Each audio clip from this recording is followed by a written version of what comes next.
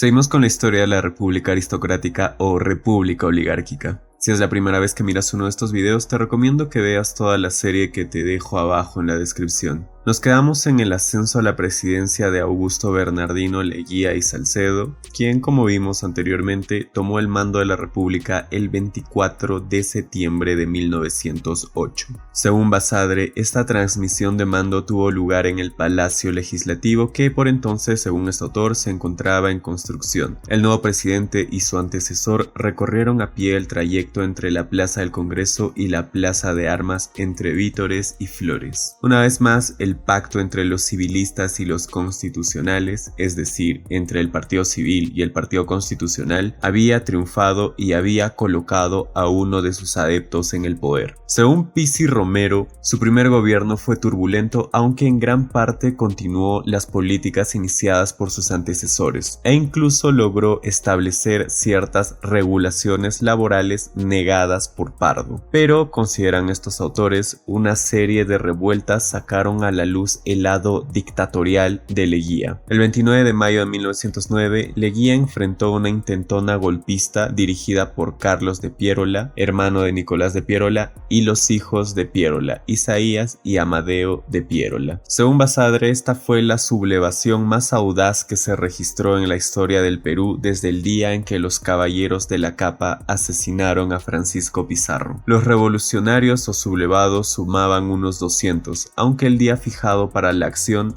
solo 36 se reunieron en un edificio de la avenida La Colmena, en la plazuela de la Merced. Poco después de las 2 de la tarde del 29 de mayo, el grupo se dividió y asaltaron el Palacio de Gobierno. El grupo principal, armado con revólveres, ingresó al departamento presidencial, donde mataron al edecán mayor Eulogio Elespuru y Deustua e irrumpieron en la habitación donde se hallaba el presidente Leguía, a quien tomaron prisionero. El plan de los sublevados era exigir al presidente que firmara su renuncia al poder, pero Leguía se negó rotundamente a hacerlo. Los amotinados sacaron a Leguía hacia la calle y lo pasearon por el Jirón de la Unión hasta la Plaza de la Inquisición, donde, al pie del monumento a Bolívar, lo conminaron a renunciar por segunda vez. Leguía volvió a reiterar su negativa, expresada en dos escuetas palabras: no firmo. Y en efecto, Leguía no firmó. Según Basadre, la técnica seguida en este golpe de Estado no tiene paralelo en los anales de las turbulencias del siglo XIX y del siglo XX.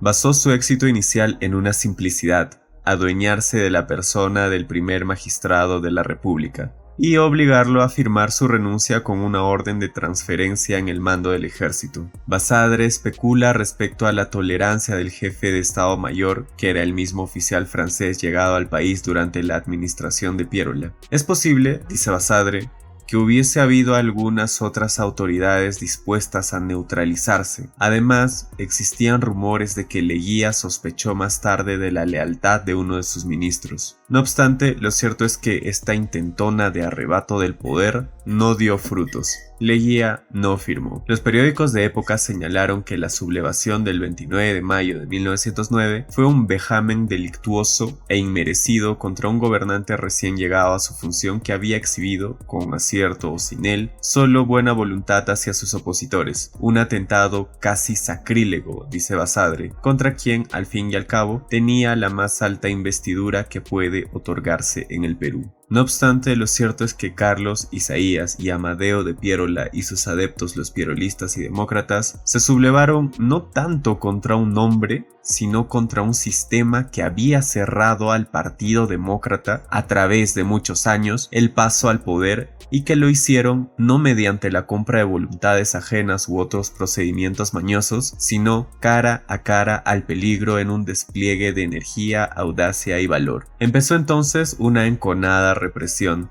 Las instalaciones del diario demócrata La Prensa, opositor al gobierno, fueron saqueadas y destruidas por una turba, instada indudablemente por el gobierno. Su director, Alberto Ulloa Cisneros, fue apresado, iniciándosele juicio por tenencia ilegal de armas. El gobierno persiguió a los revolucionarios, El mismo Nicolás de Piérola, quien según se dijo no tenía conocimiento de esta sublevación, tuvo que esconderse. Asimismo, los aliados de los demócratas fueron de igual manera perseguidos. Una suerte de cacería de enemigos políticos del régimen había empezado con el fin de apresarlos. Entre los perseguidos estuvo Augusto Durán. Según Basadre, el encargado de la cacería fue Rafael Villanueva Cortés, quien fue nombrado para presidir un nuevo gabinete de ministros constituido el 8 de junio de 1909. La enérgica política que rigió después del 29 de mayo estuvo simbolizada por el ministro de Gobierno Rafael Villanueva, y por entonces la oposición en las cámaras de senadores y diputados había quedado reducida a una diminuta minoría. En una interpelación al ministro de Gobierno Rafael Villanueva respecto a los manejos de su gabinete con relación a la persecución política, Villanueva dijo: "El orden público prima sobre la Constitución". Personalmente consideraría esta frase como la frase que sintetiza la forma de hacer política en el primer tercio del siglo XX. Según Pizzi Romero, Leguía usó esta sublevación como excusa para arrestar a varios críticos del gobierno, más allá si estos tenían intenciones pacíficas o no. Uno de los perseguidos fue el gran escritor José de la Riva Agüero y Osma, cuyo perfil interesantísimo veremos en videos posteriores. Estas acciones de Leguía llevaron a muchos a pensar que el orden democrático estaba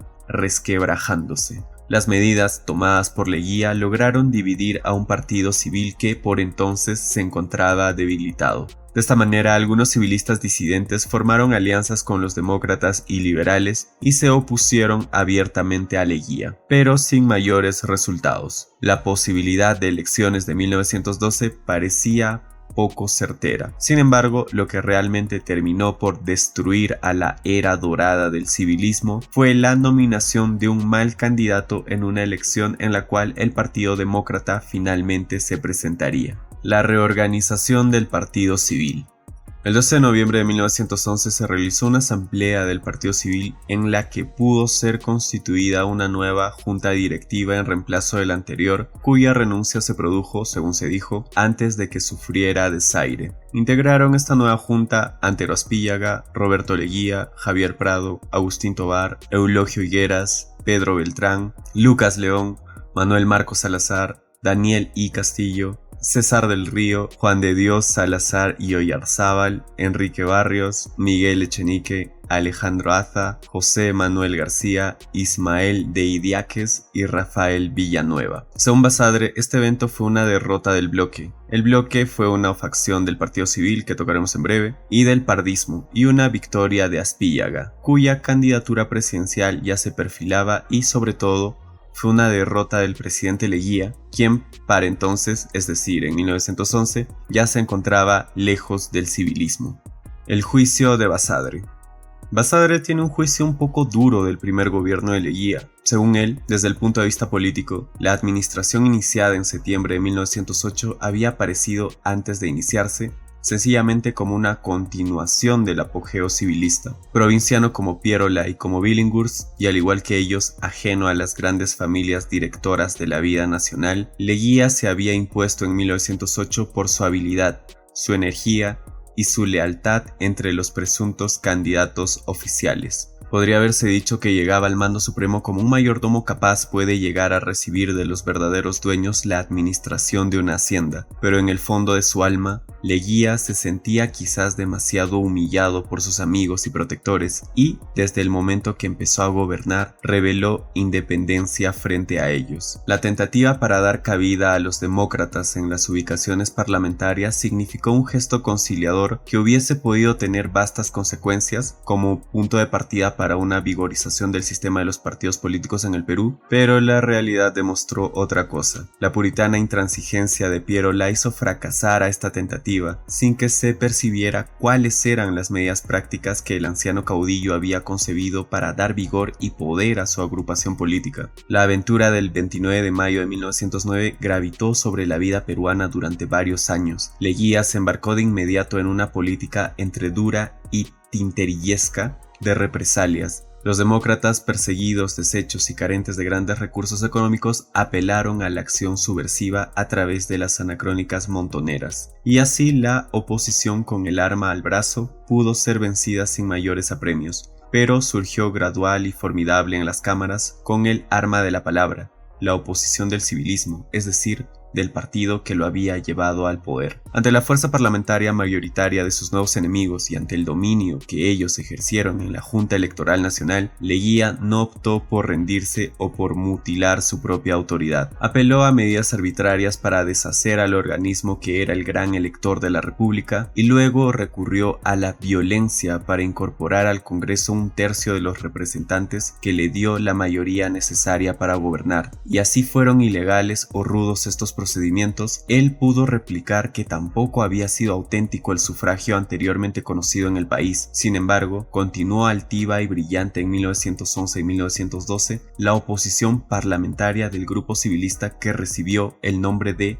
Bloque. El manejo político de Leguía no fue uno de los más poderosos a finales de su mandato. Los elementos que la oposición demócrata o civilista bloquista tuvo a su disposición para desprestigiar a Leguía fueron muy vastos y ciertamente hirientes. En la tribuna parlamentaria se hizo despliegue de elocuencia y vigor para atacarlo. Las tropelías del gobierno y algunos de sus actos internacionales y económicos le acarrearon la animadversión de gran parte de los sectores intelectuales y de la juventud universitaria. Los grandes diarios, el comercio y la prensa, aunque opuestos en su filiación política, estuvieron decididamente en su contra. Hasta hubo quienes creyeron que el 24 de septiembre de 1912 Leguía saldría lapidado del poder. Sin embargo, la lucha contra el civilismo lo convirtió en cierta medida y a pesar de todo en heredero de la campaña antioligárquica de los demócratas. Según Basadre, una nueva y vigorosa personalidad política había aparecido, inteligente y enérgica, aunque fuera muy combativa. Este hombre poseía ya el enorme capital de haber gobernado el Perú sin que lo derrocaran y gustaba de las actitudes riesgosas y audaces de los caudillos de antaño. Quienes conocían a Leguía reconocían en él una rara simpatía personal. En el Perú, donde políticamente se ha visto muchas veces la resurrección de la carne y hasta la resurrección de los huesos,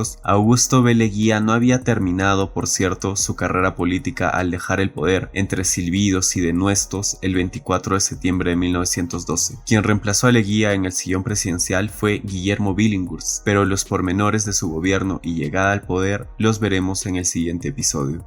Muchas gracias por llegar hasta aquí. Recuerden que todas las fuentes usadas están en la caja de la descripción del video. ¿Te está gustando estos episodios? Si es así, regálame un buen like y suscríbete a este canal. Ya sabes, comparte este video y nos vemos en el siguiente capítulo. Hasta la próxima.